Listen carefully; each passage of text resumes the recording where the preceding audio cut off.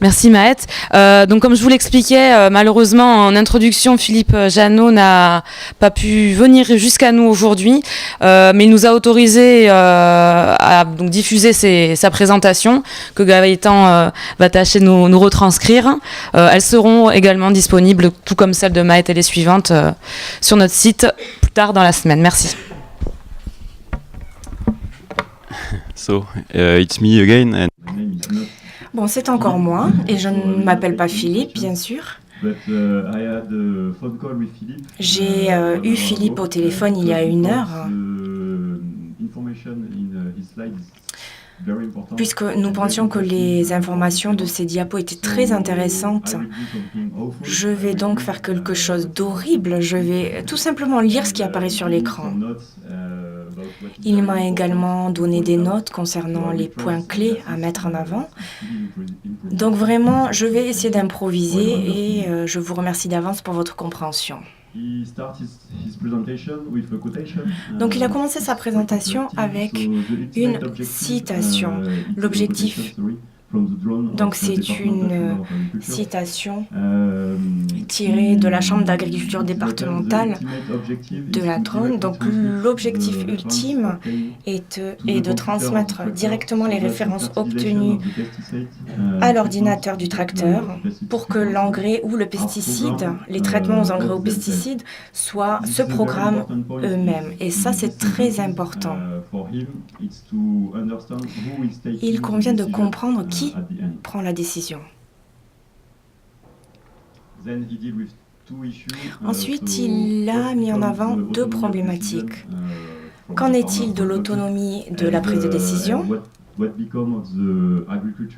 Et qu'en est-il du conseil en agriculture? En tant qu'emploi, qui va fournir ces conseils? Donc là, vous avez un graphique lié à l'évolution de la productivité au niveau agricole.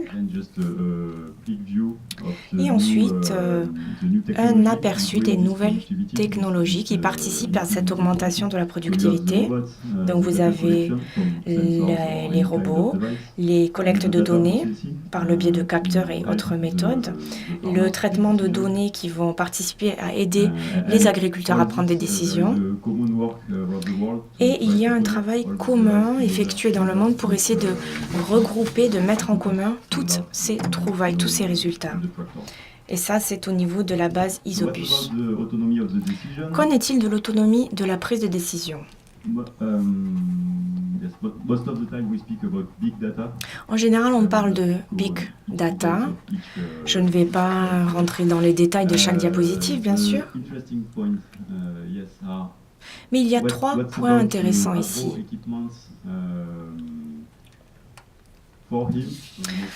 Donc il y avait la question de l'équipement en agronomie. Qui sera au cœur de la prise de décision au niveau des domaines agricoles? Est-ce que ce seront les agriculteurs eux-mêmes ou est-ce que ce seront les consommateurs tels que les supermarchés grâce à la traçabilité? Si on imagine que demain dans un supermarché, nous serons en mesure de savoir d'où provient une pomme de terre que vous allez acheter, son parcours pour arriver jusqu'au supermarché, etc.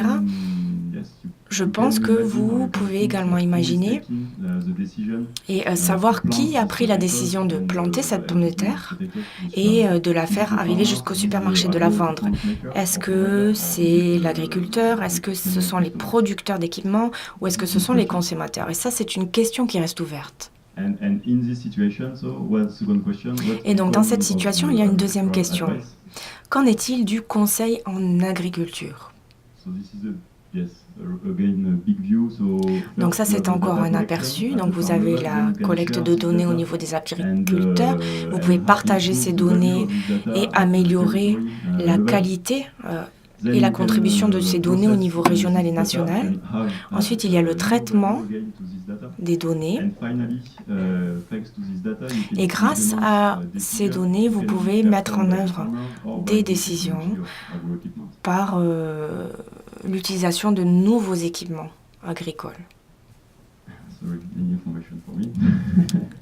Donc là, je vois de nouvelles informations que je ne connaissais pas.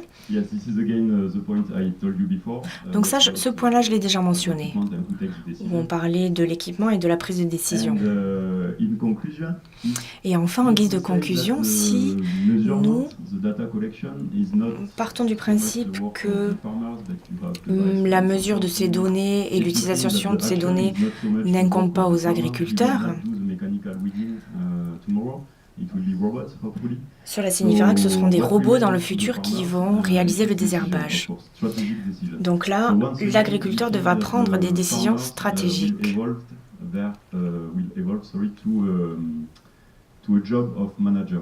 Est-ce que cela signifie que les agriculteurs vont évoluer vers un rôle de gestionnaire plutôt que d'agriculteur pur et dur?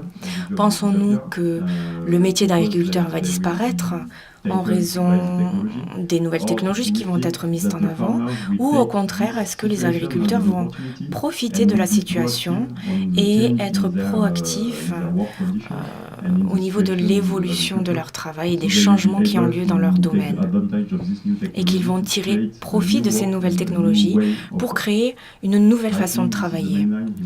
Je crois que, voilà, en gros, c'était son message. Si vous avez des questions, bien sûr, vous pourrez directement les lui poser par le biais de sa page internet et de son adresse mail. Et tout ce travail qui est extrêmement intéressant porte beaucoup sur la question de la robotique et du rôle